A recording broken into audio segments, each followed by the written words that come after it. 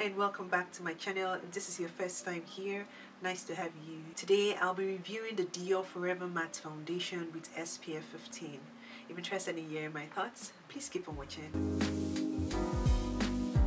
Last year I reviewed the hydrating version, which is called the Forever Skin Glow Foundation. It looked very beautiful on the skin, but there was just something about it that didn't match my preference. Fortunately for me, I was able to get my hands on the matte foundation. After making a purchase on Sephora, one of the samples I included with my purchase was the Forever Matte Foundation. Now this is a sample card that comes with some dark shades here. The last card I got had only neutral shades, but this one has two warm shades, 6W warm and 7W warm. Before I go ahead and swatch the shades, I'll read about the foundation on Sephora's website. It's called the Dior Forever Matte Foundation with SPF 15. It comes in 42 shades and contains 1 fluid ounce. This is $57. Comes in a matte finish. It's a new generation Dior foundation with 24-hour transfer-proof wear. With skincare ingredients, this matte formula visibly improves skincare over time. The coverage is medium, the finish is matte, formulation is liquid. It has iris extract, rose extract, wild pansy extract as key ingredients. Now iris extract guards against oxidation, rose extract refines skin texture, and wild pansy extract maintains hydration for healthy looking skin. The foundation visibly smooths skin and reduces the look of pores. It is transfer, heat and humidity resistant and delivers up to 24 hours of color through wear and comfort. Formula wears for up to 24 hours, eliminating the need for touch-ups throughout the day. Are you serious? I'm not going to wear it for 24 hours, but I'll wear it for maybe about 6 hours. Let's see if I won't have to touch up my face. Now how to use. Begin by patting a small amount onto the zones that require the most coverage, then blend outward with smoothing strokes. For perfectly uniform coverage, apply the formula with a foundation brush. So I went ahead and swatched the shades 5N and 6W in the Dior Forever Matte Foundation. Coincidentally, I have the same shades in the Dior Backstage Foundation, so I swatched them as well. This is the shade 6W in the Dior Backstage Face and Body Foundation. You can see this undertone is so different from the rest of them. Now this is also 6W in the Dior Forever Matte Foundation, the foundation I'll be trying today. Both have very different undertones. This is peachy and is more neutral. Now this is the shade 5N in the Dior Forever Matte Foundation. You can see it's peachy and it's supposed to be a neutral shade, so it's spot on. This is the same 5N shade in the Dior Backstage Foundation. Both undertones are spot on. Both of them are neutral shades. They look peachy. There's nothing different. It's just that this one looks slightly lighter than this one. But my question is, how come the shade 6W don't, they don't appear the same? If these two look the same, but how come these other shades don't? It doesn't make any sense to me. 1N, 2N, 3N, 4N, 5N, 6W, 7W, 8N, and 9N.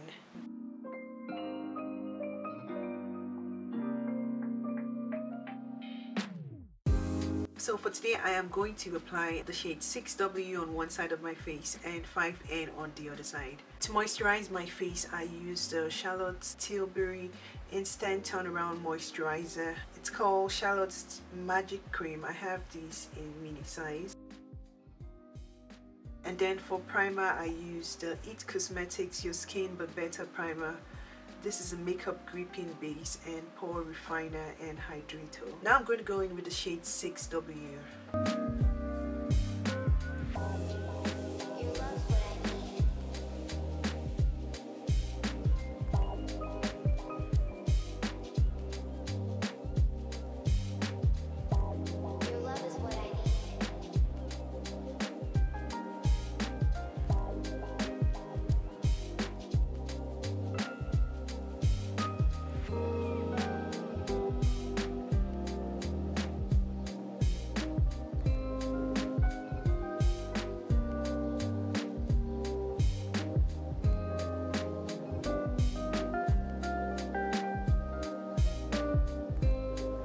does have a smell, nice smell. I don't know if it's perfume or fragrance in it. Okay guys, this is the shade 6W. This is what it looks like. And I don't have any foundation here. It's not a bad shade. It's actually looking warmer than it was when I swatched it. The shade is not so bad, even though it still looks a little bit orange. But I mean, it's not bad. I like it. I like this shade better than shade 6W in the Dior Backstage foundation. Now, it wasn't so hard to blend, but when I was blending out, I noticed it started becoming a little bit sandy, you know, having a sandy texture up there, which indicates the product doesn't work well with your primer, or it's just on its own, it has some properties that makes it do that. And there's a smell. It has a fragrance smell. Now, it sits matte on the skin. I can see when you look at it, you know it's a matte foundation, but it has no gripping feeling. For now, I can't feel anything. It looks very natural. It gave me a very natural finish as well. Now, the coverage is good. I don't know how many pumps I used, but I used just a few dots, and you can see it covered most of the hyperpigmented areas on my face. Now, around here, I struggled a bit because it kept on lifting off, so I had to keep on adding some foundation there. So if you're going to apply this foundation and you have hyperpigmentation around your mouth, the smart thing to do is color correct so you won't have this issue. So the dark area here is still showing because I had a hard time trying to make foundation stay around there, but all good. It looks flawless. It looks beautiful. I dare say I see a radiance as well. So I'm going to go ahead and apply the shade 5N.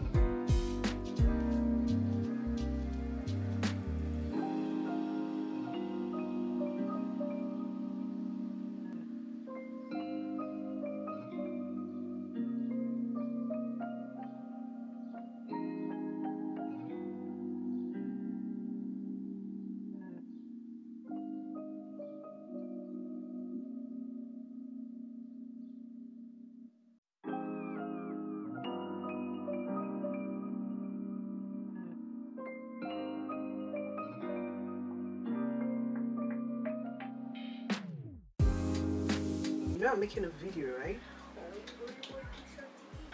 I'm coming, okay?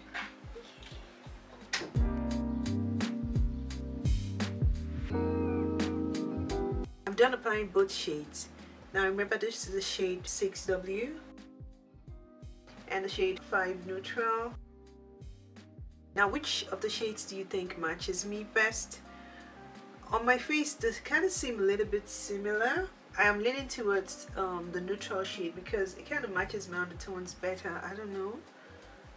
This one also matches. It's beginning to feel matte, but it's still not an uncomfortable matte for me. I have normal to dry skin. I can wear some matte foundations, but my preference is usually a soft matte or a satin finish foundation. I like the finish. I really like the finish of the foundation.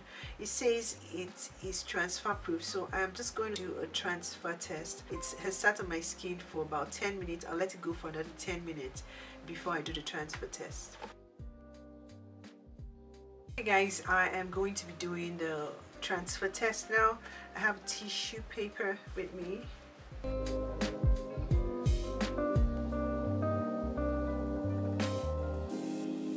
Your love's what I need. Your love is what I need. That's the amount of transfer I got. So let me do it again on this other side.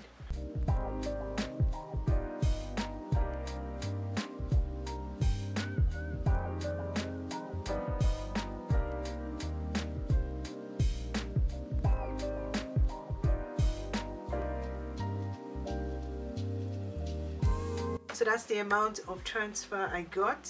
So now I'm going to go ahead and complete the rest of my makeup.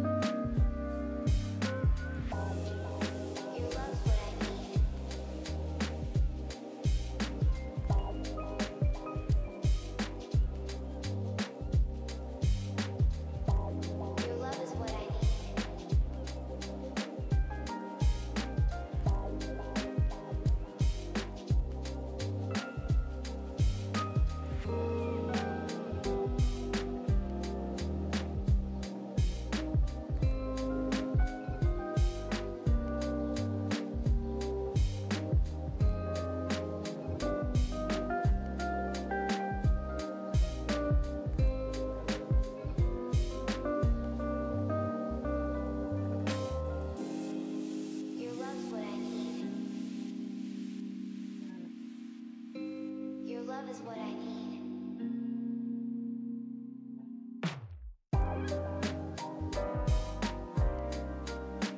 So this blush is very pigmented and it's very beautiful as well. So I don't usually like too much blush, but I wanted to show you guys how much pigment it has. What I usually do to reduce the color of the blush on my cheek is go in with some more powder over it.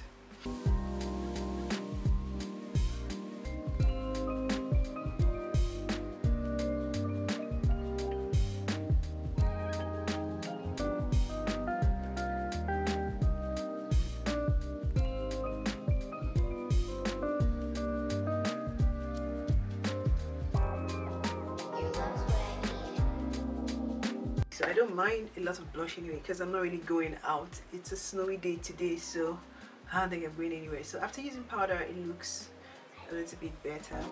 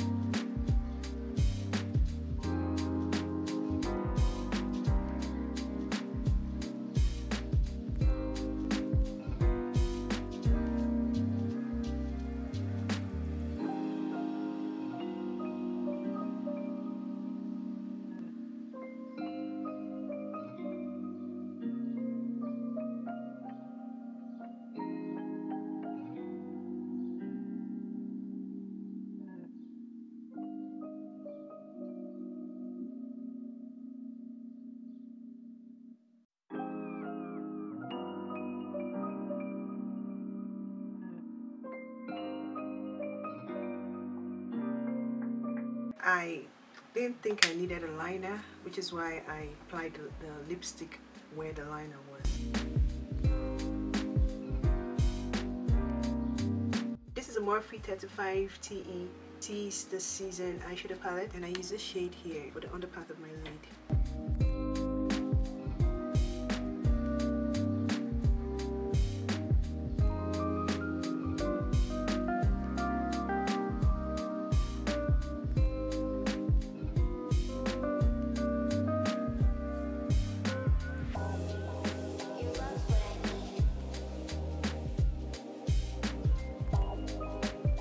This is the final look with the Dior Forever Matte Foundation and the rest of my complexion products. For now, I like the foundation. I like how flawless it sits on my skin. Like I said, the texture is a bit of a problem for me. I don't know if it was because of my primer or that's how the foundation is. If that's how the foundation is, then it was definitely going to be a no for me. But if I use the foundation with another primer and it doesn't bring up that sandy texture, I think I'll be fine. For now, I like the way it makes my skin look. It looks very flawless on the skin. The coverage is indeed medium to full. I usually like a product that has at least some coverage to it. It was able to cover most of the dark areas on my face, the hyperpigmented areas and dark spots on my face. It says the product has an ingredient that stops it from oxidizing. I don't think the foundation on my face has oxidized since I applied it. Remember I applied the shade 5N on the side of my face? Yeah, and 6W to the side of my face. I don't know, I still like the shade 5 neutral. Now after I finished applying the foundation, I noticed that it was breaking apart already. So right here, I don't know if you guys can see the line. I hardly get this issue with most of my foundations. This is one of the few times I have gotten creasing, you know, immediately after I apply a foundation. Now it says the foundation is transfer resistant. I wasn't too impressed with the amount of product I got. I expected to have barely any product on the tissue paper. So when brands say their foundations are transfer proof, I hope they really mean what they say. So it says it's heat resistant, so we're going to test for heat today. Although it's a snowy day today, I'm going to be cooking after I'm done talking to you guys, so I know I'm going to get some heat from the cooking. We're going to see how it holds up for maybe 6 hours. The time now is 3:01 p.m. so I think I'll wait for 6 hours and then come right back, show you how it looks and give you my final thoughts, so don't go anywhere. So I'm done with my wear test. The time now is 10:05 p.m. so it's about 7 hours now since I've had this foundation on. I basically have oils on my T-zone, especially around my nose. Now I haven't done any touch-up other than adding some lipstick on. I had some food and the food lifted off the lipstick I had, so I had to reapply some more. But I have more oils on my nose, around my smile lines, not so much, or on the side of my nose. I do have oils, but it looks like it's just coming in. And then I have some shine on my forehead as well. Besides the creasing I had earlier on, this separating here, I have not had another one. But one thing I noticed with this foundation is that as the day progressed, my skin began to get tighter and more matte. Initially when I put it on, I knew it felt matte but not uncomfortably matte. Another thing I wanted to draw your attention to was the claim that the formula wears for up to 24 hours, eliminating the need for touch-ups throughout the day. Seriously, I started having oils from about the 3rd to 4th hour after, you know, I began my wear test. I mean, I can't go out like this. I have to touch up my face, you know. Now I'm going to go ahead and apply some more powder onto my face.